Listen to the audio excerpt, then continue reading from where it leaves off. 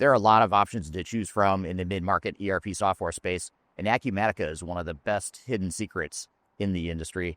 But what exactly is Acumatica? That's what we're going to talk about here today.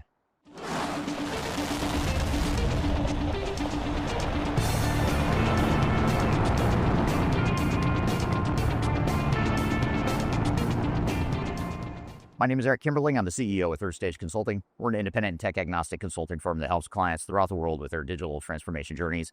And Acumatica is a mid-market ERP software provider that some of you may have heard of, but you may not know a lot about them. But what's really interesting about Acumatica is they have over 10,000 customers worldwide in the mid-market. They operate in 100 different countries, and they were actually started in 2009, which is why a lot of companies haven't heard of this software provider. But it's one that's grown very quickly, very aggressively in recent years. They have a very interesting strategy and a very interesting focus on 5 particular industry verticals. So what I'm going to do today is I'm going to jump inside of a Acumatica conference, their annual conference here in Seattle. I'm in downtown Seattle on the scene, and I want to go talk to some people from Acumatica, some of their customers, some analysts as well, and learn more about Acumatica to help you understand whether or not this might be a right fit for you. So let's go check it out.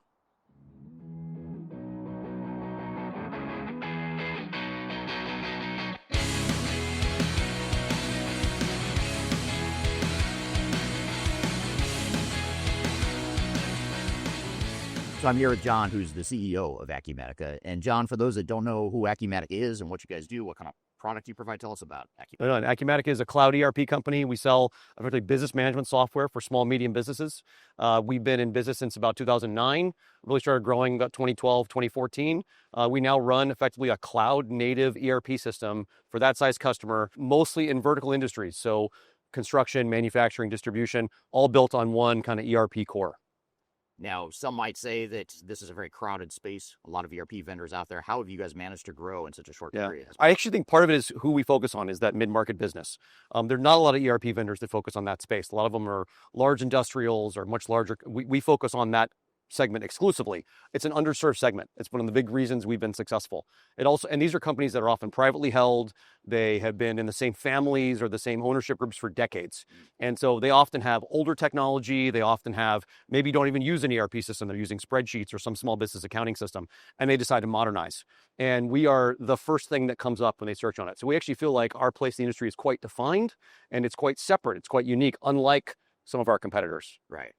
Now, you've got 5 industries that you focus on. It is true. Talk a little bit about that, but tell me, what are those 5 industries? Well, it's a big reason we're successful. I actually think that if you're a distribution company, so like a warehousing business, or you're a manufacturing company, you're making something, making a product. If you're a construction firm, these are generally underserved segments. They tend to have less new technology. They tend to spend less on IT over time.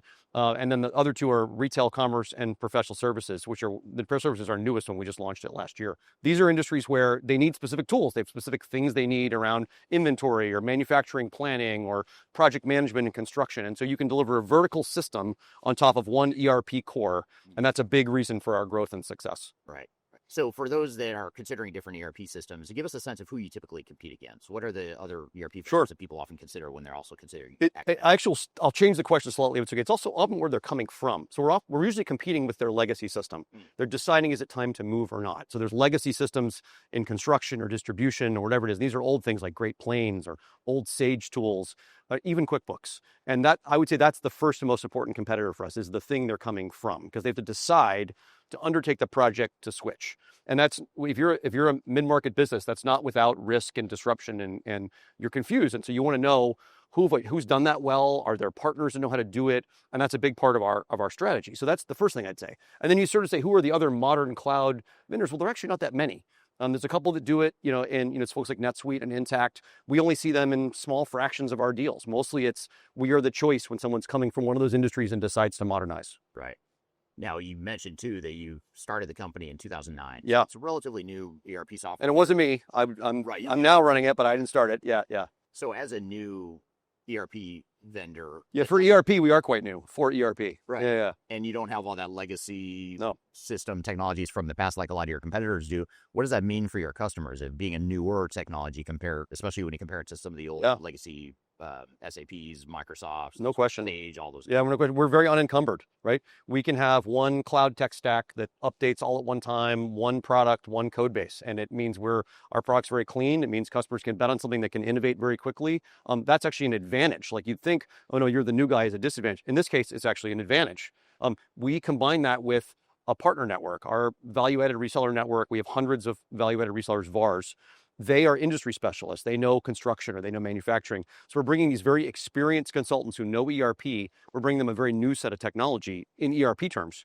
And that for us is a huge benefit. It means we can come at it unencumbered. We're not dealing with porting legacy products. We're not dealing with cannibalizing an old system. We can simply go off and attack the market as we see fit. So for us, it's been, sure, it took a while to get started, but now that builds on itself and it's actually a compelling part of our value proposition that we are still relatively new. That's awesome.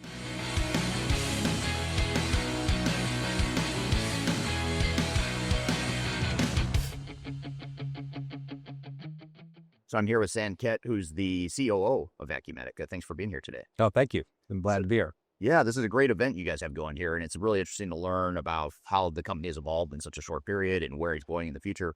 What do you see as driving the revenue growth going forward? We talked a lot in this conference about what got you to where you are today, but what are you looking to the future to drive that growth? Yeah, I mean, I think it's a couple different things. I would say specifically three things in terms of driving our growth.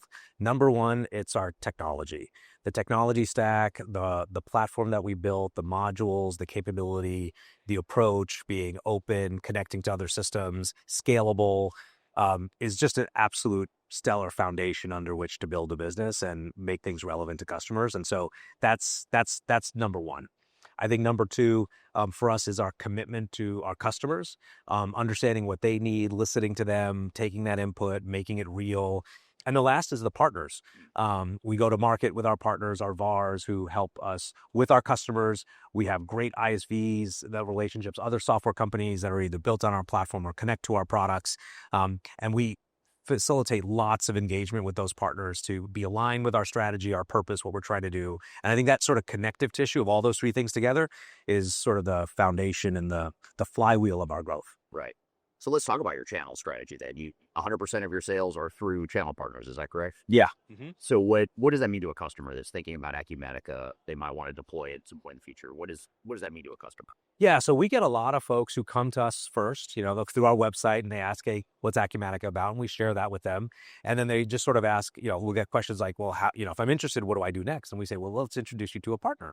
And they'll always, a lot of customers will say, some will say, oh, that's great. And some others will like, why do I need a partner? Maybe that's sort of the question that you're asking here. And so for us, what's really important that our partners provide is they provide that depth of knowledge of very specific industries and micro verticals and understanding what those are for how to make that relevant for a customer.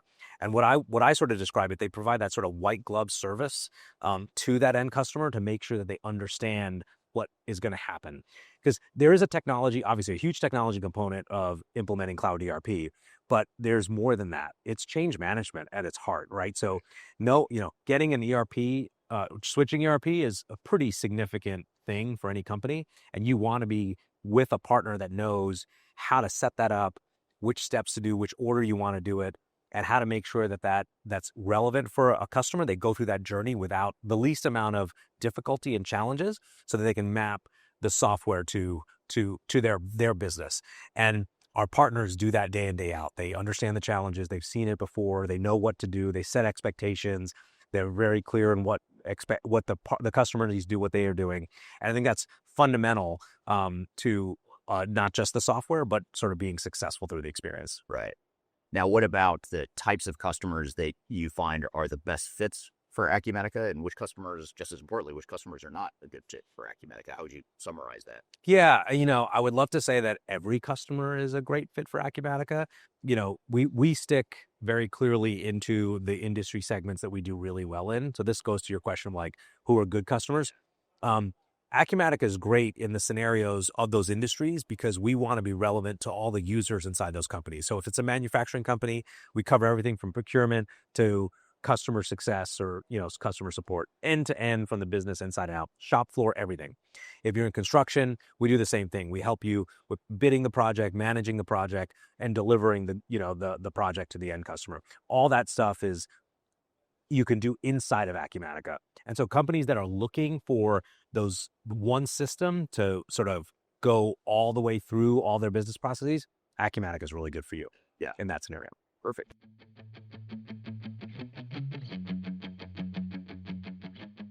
So in addition to the Acumatica leadership team and some of the analysts we've talked to, we also want to talk to an actual customer of Acumatica to get their view. And so I'm here with Renee and Eric from Telesis Inc. So thanks for being here. Thank you for having us. First of all, tell us real quickly a little bit about the company. You've got a diversified company. Tell us a little bit about it. Well, Telesis is the parent company for 5 operating units. I run Data Security Incorporated, one of the operating units. So we are a manufacturer. We design, manufacture, sell, and support a product line of digital data destruction equipment. Okay, perfect. So you guys go to the market, you decide we want to upgrade our ERP system. You were on an older legacy system like you shared with me earlier. How did you decide on Acumatica? What did it come down to when you made that decision?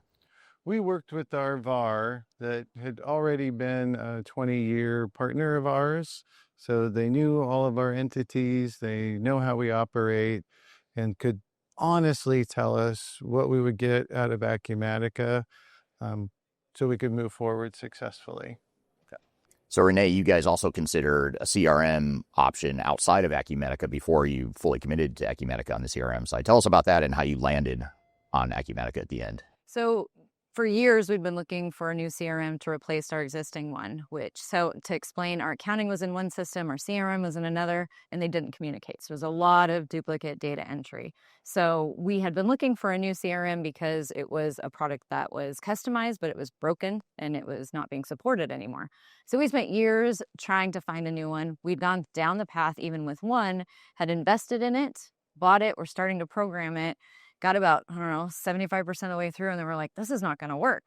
And thankfully, they gave us our money back, but we then were very hesitant with any CRM we looked at after that, spending years looking at them. So it's very time-consuming.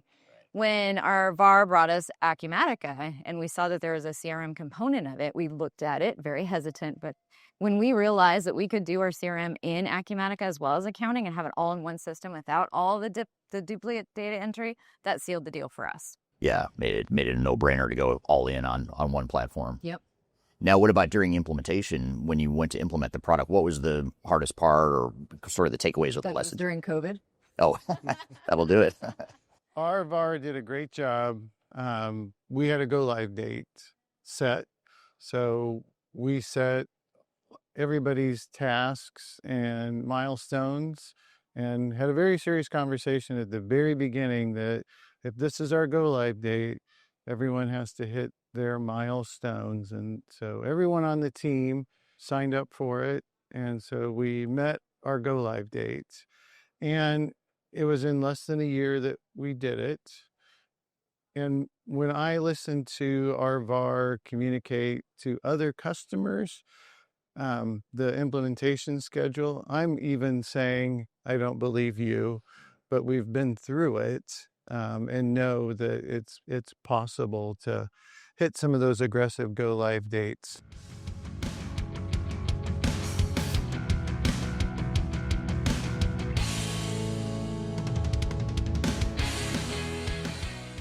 So I'm here with John Reed from Diginomica, an industry veteran. You've been doing this for a long time, longer than I have. And Scares me. it's scary to think about. It is. You're tech agnostic. You've worked with all kinds of different software vendors in the space. We're here together at the Acumatica conference. What are some of your observations about where Acumatica has come from and where they're going? Yeah, I mean, Acumatica is really at an interesting juxtaposition. And look, I mean, you and I think both come at the market from a pretty independent-minded perspective, albeit from pretty different business models. And I would never say to anyone, like, this one vendor provides more value than the other necessarily, because it's all very customer specific and industry specific in the end. But one thing I really like about Acumatica is they have a way of provoking all the right conversations, and it's really interesting to talk to their customers as well. And what you find a lot of times, like, is there are some things about Acumatica that are genuinely different. And that's interesting because now Acumatica might want me to say that, oh, we're different because we listen to our customers. And that might be true, but look, a lot of vendors listen to their customers. And so it gets complicated to talk about advantages like that. But for example, Acumatica is the only ERP vendor serving the small to mid-market that has what you would call consumption-based pricing. It's not exactly consumption-based, but it's similar. Right. And I always liked it, and customers always saw the value in it. And lo and behold, with AI pricing now raising new conundrums, consumption-based pricing is a pretty darn good place to be in the market, for example. Right. Acumatica also is very, very reliant on their partner channel, which I think is mostly a value add. When you look at the health of the partners, they seem like they have a lot of buy-in on what they're doing because they own the channel and they're not as worried about the vendor stepping on them, which, we see all the time. But then again, we have to look at this impact of AI. And one of the things that Acumatica has to answer now is, and this came up earlier today, is are the partners ready for this kind of thing? We were talking with the CEO about this. There may be some work to do. I think there probably is, helping partners to understand how to present this new phase to Acumatica customers. This is different. You can't just fall back on your playbook of point solutions anymore. And then for Acumatica in general, Acumatica has to make the case that if you're on legacy software and you have like a need, a lot of Acumatica customers are just doing stuff on spreadsheets and stuff. Whatever they're running, like when they move to Acumatica, you have to make the case that you got to do that instead of just going directly to AI. And all ERP vendors are now on the spot to explain why modernizing your ERP is an important step to AI. I happen to think that it is, but it's a wonderful conversation and an important one, because otherwise it's like, why do you exist? Yeah, exactly. Yeah. So You bring up some really good points. I mean, the consumption-based pricing is really cool because not many people are doing it, and it's a way to avoid the whole fixed cost, because a lot of vendors price their products where it's only going to go up. Yep. And over time, people probably will pay more for Acumatica, but if for some reason the consumption goes down, it's tying it to that instead of just some arbitrary number that the vendor sets. Right. And it could pose some challenges for some companies.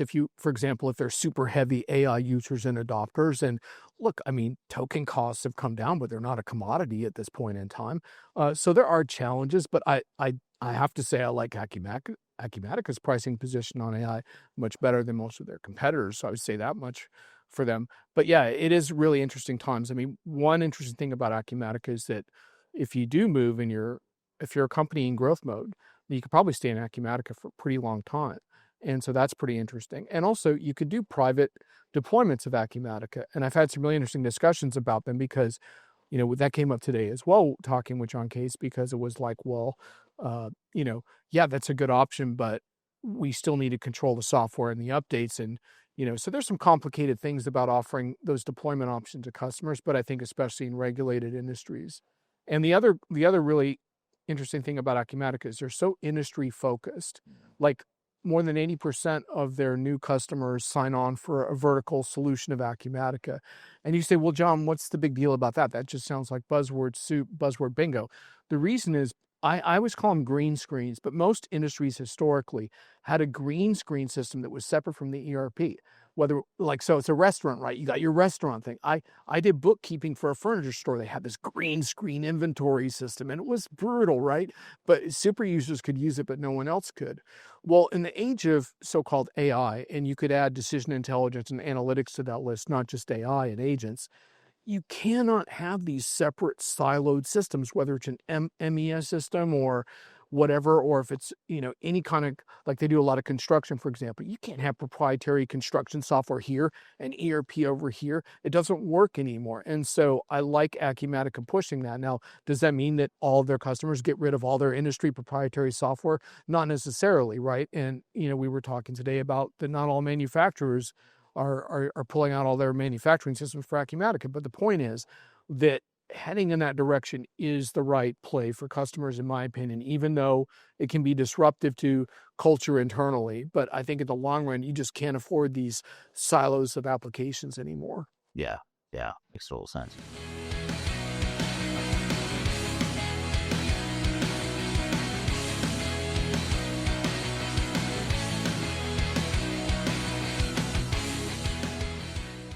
So now I'm here with Mitten Heaper, Chief Engineering Officer at Acumatica. So congratulations on a successful summit conference so far. You've made some really exciting announcements here in this conference so far. What are you most excited about? There's a lot of stuff you talked about in your keynote this morning, but if you had to boil it down to a couple things you're most excited about with the Acumatica roadmap, what is it? we did that, and I think it's a tough question if I want to pick only a couple of that. I think the theme is what I'm really excited about, right? It is no matter where you are, who you are, what you are doing, we are there to help you, and we'll make that happen so that you can get your outcome today, right? That's the thing that I'm super excited about. And when you look at all the other things that we did, whether with this AI innovations that I talked about, AI Assistant, AI Studio, NCP Server, or the non-AI fronts that we talked about as well in terms of manufacturing, distribution, construction, all of those things.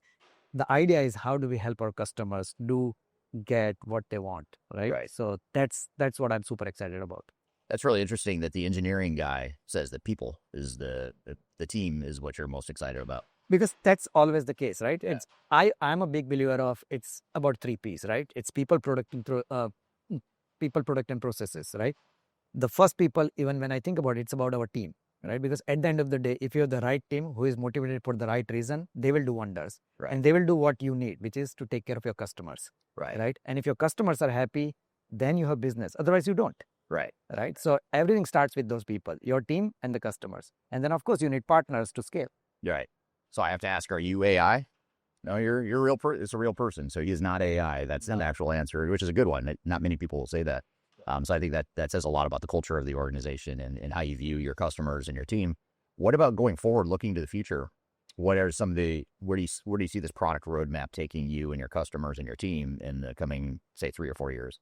Yeah, I think few things I'll add. Like if you notice the keynote 2, where John talked about this phase 1, phase 2, and phase 3 of AI, I think that is definitely something that at least for phase 1 and phase 2, I see that happening in next 2 to 3 years, right? That is where a lot of innovation will happen. And again, I'm not about creating solution just because we have to create something. It's more about solving the customer needs. How do we solve those customer needs? There are a lot of things we are investing. AI is definitely one area. Reporting is another area. Payment is another area. And distribution, manufacture, all of those verticals, we have certain innovations that are going on. Like yesterday you saw APS, Advanced Planning and Scheduling, kiosk, right? A shop for kiosk, material management, project management, warehouse management. There are so many areas that we are innovating because that's where our customers' needs are. And that's what we want to do. Right. Absolutely. Well, I appreciate you joining us here today and sharing some of your insights and some of the lessons we've gotten from this conference so far. You're most welcome. It's my pleasure. I hope this video has given you an overview of Acumatica and some of its strengths and where it may be a good fit for your organization. But I'd love to hear from you. If you're a customer of Acumatica or if you've evaluated the product in the past, please drop your feedback in the comments below. I'll keep an eye on that as well. And in the meantime, if you'd like to learn more about Acumatica, you can go to their website. We're not affiliated with Acumatica, but you can go directly to their website at acumatica.com to learn more about them. So I hope you found this information useful and hope you have a great day.